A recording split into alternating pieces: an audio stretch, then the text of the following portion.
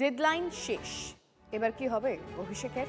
সই জালিয়াতি মামলায় তৃতীয় নোটিশেরও ডেডলাইন শেষ। বারবার হাজিরায় দিয়েছেন অভিষেক, কলকাতার বাইরে, তাই যেতে পারছি না। ফের সময় চেয়ে সিআইডিকে চিঠি অভিষেক বন্দ্যোপাধ্যায়। ইতিমধ্যে তৃণমূলের কালীঘাটের অফিস ক্যামাক স্ট্রিটে তল্লাশি চালানো হয়েছে। হাজিরাই এখনো দিল্লিতে অভিষেক। এবার কি করবে সিআইডি?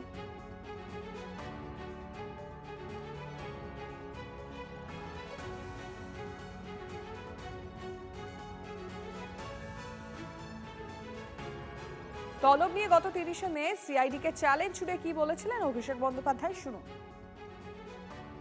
আরে ক্ষমতা থাকলে গ্রেপ্তার করে নিয়ে যাক, আপনি কি ভাবেন আমাদের? আমি আইনত লড়বো, আপনি ফলস কেসে ইমপ্লিকেট করে আমাকে গ্রেপ্তার করবেন। আপনি গ্রেপ্তার করে নিয়ে যান, সিআইডি আপনার, ইডি আপনার, সিবিআই আপনার, কলকাতা পুলিশ আপনার, ওয়েস্ট বেঙ্গল পুলিশ আপনার, আপনি নিয়ে যান, আমি তো পালিয়ে যাচ্ছি না। অনেক দিন ধরেই তো ওনাকে ডাকছে, নিশ্চয়ই উনি বুঝে নেবেন।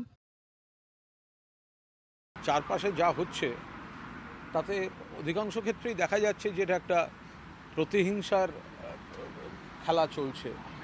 যেভাবে ট্রিট করা হচ্ছে তা সোশ্যাল সম্মান বা স্ট্যাটাসটাকে একেবারে ধূলিসাৎ করে দেওয়া হচ্ছে।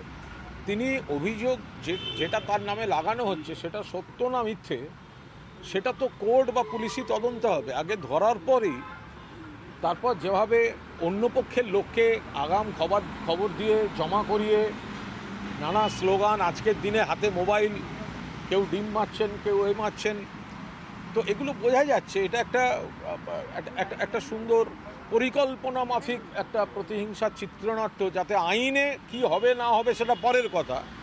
তার আগে এতজন চলে যাও হরিশ চট্টোপাধ্যায় স্ট্রিটে, এতজন চলে যাও, একটা মহল আগে তৈরি করে দাও।